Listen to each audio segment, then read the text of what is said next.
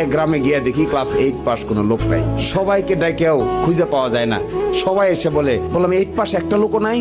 বলে স্যার একটা লোকও নাই যে 8 পাস করেছে। হায় রে খোদা!